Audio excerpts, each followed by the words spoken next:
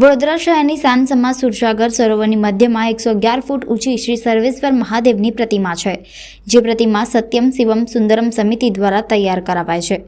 પ્રતિવર્ષની જેમ આ વર્ષે પણ મહાશિવરાત્રિના પાવન પર્વ ગાજરાવાડીથી શ્રી ઋણમુક્તેશ્વર મહાદેવના પ્રાંગણમાંથી બપોરના 3:30 કલાકે ધામધૂમપૂર્વક શિવજી કી સવારીનું પ્રસ્થાન કરવામાં આવ્યું હતું, જે ચોખંડી ન્યાય મંદિર થઈ સુરસાગર સાંજના પહોંચી હતી, જે સાંજના મહાઆરતી યોજાઈ હતી। યાત્રાના રૂટ ઉપર વિવિધ વેપારી એસોસિએશન, યુવક મંડળો, ગણેશ મંડળો દ્વારા સ્વાગત કરવામાં આવ્યું હતું। શિવજી કી સવારીના રૂટ ઉપર પુષ્પ વરસાદથી સ્વાગત કરાયું હતું। યાત્રાના રૂટ ઉપર શિવભક્તોએ પાણી, શરબત, ફળફળાદીનું વિતરણ કર્યું હતું। શિવજી કી સવારીના ભક્તોએ દર્શન કરી ધન્યતા અનુભવી હતી। સાથે પોલીસ વિભાગ દ્વારા પણ ચુસ્ત બંદોબસ્ત ગોઠવાયો હતો।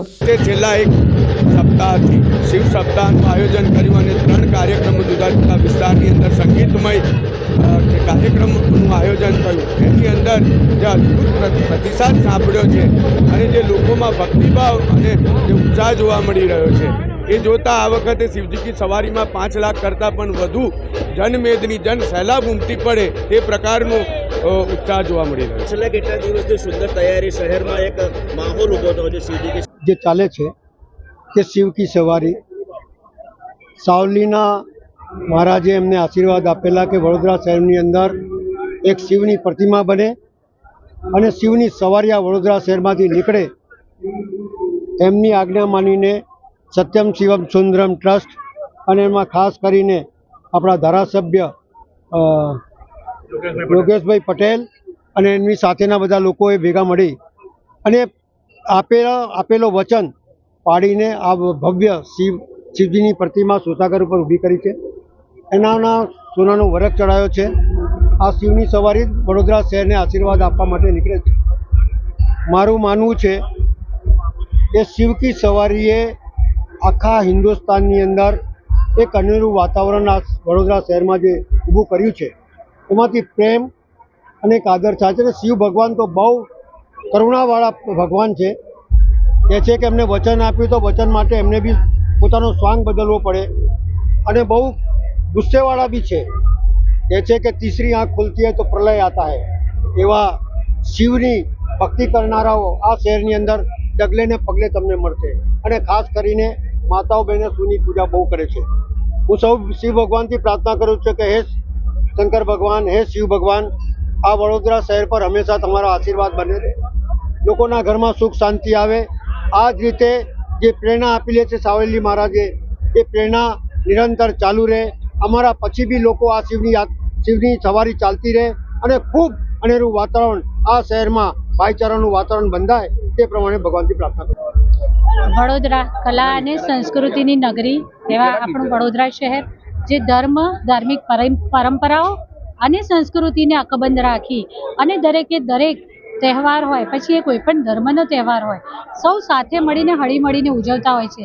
ત્યારે આજે શિવરાત્રિના પવિત્ર પાવન અવસરે પ્રતિવર્ષની જેમ આ વર્ષે પણ શિવજી કી સવારી, કે જેમાં ભગવાન શિવનો સમગ્ર પરિવાર શહેરની નગરચર્યાએ નીકળે છે અને પ્રત્યેક ભાવિક ભક્તોને તેના ઘર આંગણે જઈ અને પોતે દર્શન આપે, એવા શિવ પરિવારની આ શિવજી કી સવારીનું રથનું અહીં પ્રસ્થાન થવાનું છે।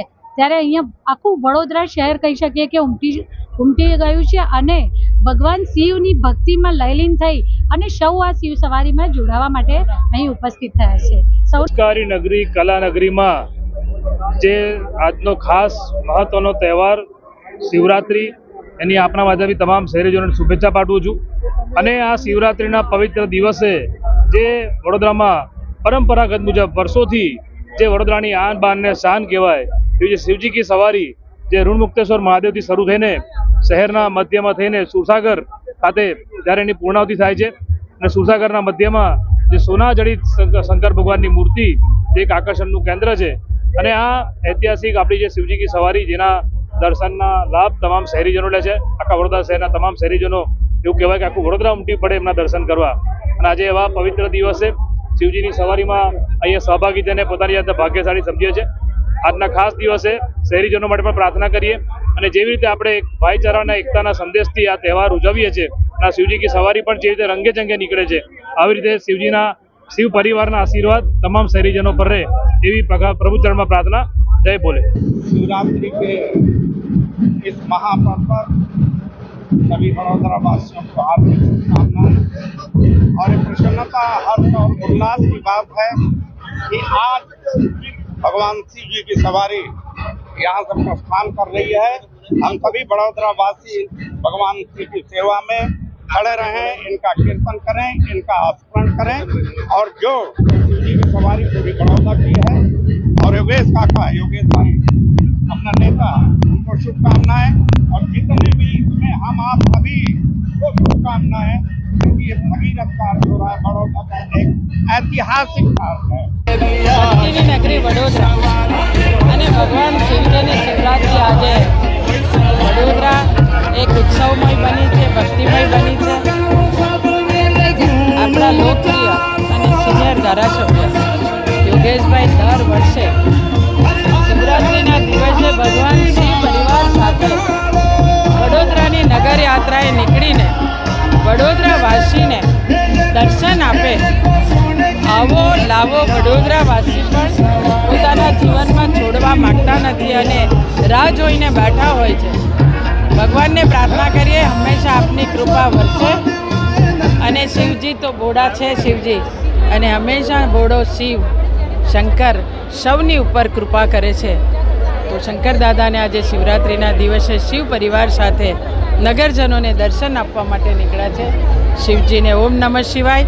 તો સાથે મહિલા દિન પણ છે, તો આજે નારી શક્તિને પણ સન્માન અને નારી શક્તિને પણ મારી ખૂબ ખૂબ શુભેચ્છા. સાથે બહેનોને વિનંતી પ્રાર્થના, આવો આપણા વડાપ્રધાન નરેન્દ્રભાઈ મોદીજી બહેનોને ખૂબ સ્વસ્થ આગળ વધે એ રીતનું પ્લેટફોર્મ આપે છે. આખા વિશ્વમાં સુવર્ણ જડિત શિવજીની મૂર્તિ ગુજરાતની સાંસ્કૃતિક રાજધાની એવી વડોદરા શહેરમાં જ્યારે પ્રતિષ્ઠાને છે, ગુજરાતના સિનિયર મોસ્ટ ધારાસભ્ય અને શિવભક્ત શ્રી યોગેશભાઈ પટેલ દ્વારા જ્યારે મૂર્તિની પ્રતિષ્ઠાપના થઈ છે અને આજે વર્ષોની પરંપરા અનુસાર આજે મહાશિવરાત્રિ શિવ પરિવારની જ્યારે નગરચર્યા નીકળી છે અને આપ જોઈ રહ્યા છો કે આખું વડોદરા તેમાં ઉમટ્યું છે, ત્યારે તમામ વડોદરાવાસીઓને મહાશિવરાત્રિની અને સાથે સાથે આંતરરાષ્ટ્રીય મહિલા દિવસની ખૂબ ખૂબ શુભકામના પાઠવું છું. અને ભગવાન શિવજીની અસીમ કૃપા જે પ્રમાણે આપણા પર વરસી રહી છે એ જ પ્રમાણે આગળ વરસતી રહે એ જ ભગવાન પાસે હું પ્રાર્થના કરું.